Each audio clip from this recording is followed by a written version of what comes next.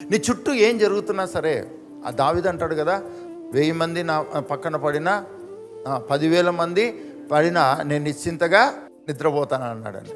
ఎట్లా నిద్రపోతాడని అడుగుదాం దావీదయ్య. దావీదు తాత, 1000 మంది పడితే 1000 మంది కాదు, రాత్రి 12 గంటలకో 1 గంటకో ఏదో పక్కింట్లో డేక్ష కింద ఉన్న సౌండ్ వస్తే మన ఇంట్లోనే పడిందని అని జ్వరం వచ్చేస్తుందండి. పడింది ఏంటి? 1000 మంది కాదు, 10,000 మంది కాదు, పిల్లి ఒకదాన్ని కింద పడేసిందండి. అది కూడా మన ఇంట్లో కాదు, పక్కింట్లో. ఆ సౌండ్కే బెంబేలు ఎత్తిపోతాం. నేను మహా భయస్తుందండి. ఎంత భయస్తుందంటే, ఆకాశంలో మేఘాలు ఉంటాయో ఉండవా? తెల్ల మేఘాలు ఉంటే ప్రాబ్లం ఏం లేదండి. కానీ చిన్న నల్ల మేఘం కనపడింది అనుకోండి, నేను బయటికి పోను, ఇంట్లో వాళ్ళని బయటికి పోనీయనండి. చిన్నగా ఉన్నప్పుడు మహా భయస్తుందండి. ఎంత భయంకరమైన పిరికివాడిని అంటే అబ్బా చెప్పనీకి లేదండి. ఎవరైనా ఇంట్లో చనిపోతే ఎప్పుడు వాళ్ళే నా ఆలోచనలు తిరిగేవాళ్ళు. ఇదిగో ఈడ కూర్చున్నారు, ఇదిగో ఈడ కూర్చున్నారు, వీళ్ళు చచ్చిపోయినారు కానీ నేనే ఉన్నారని మహాభయం. కానీ ప్రభుకు స్తోత్రం, మా అమ్మగారు ప్రభు దగ్గరికి వెళ్ళారు, కానీ చనిపోయినట్టుగా నాకు అనిపించట్లేదు. ప్రభుతో ఉండడం నాకు అర్థమవుతుంది.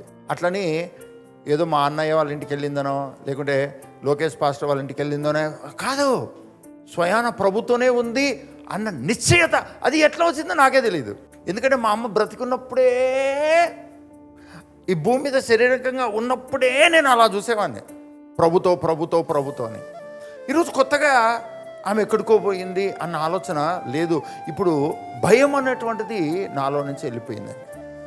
ఎందుకు వెళ్ళిపోయింది అంటే, నేను జీవిస్తే నా భయం, నేను జీవించకపోతే ఆయన ధైర్యం. ప్రభుకు స్తోత్రం, ప్రభుకు మహిమ కలుగును గాక.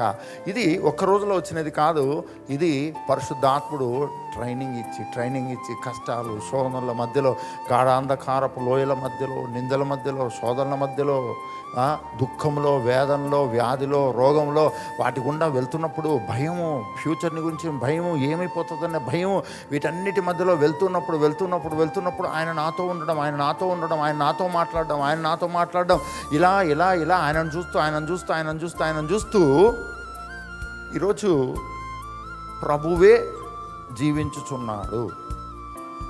జీవించుచున్నది నేను కాదు అన్న ఒక నిశ్చయత పరిశుద్ధాత్మ ద్వారా నేను కలిగి జీవిస్తూ ఉన్నాను.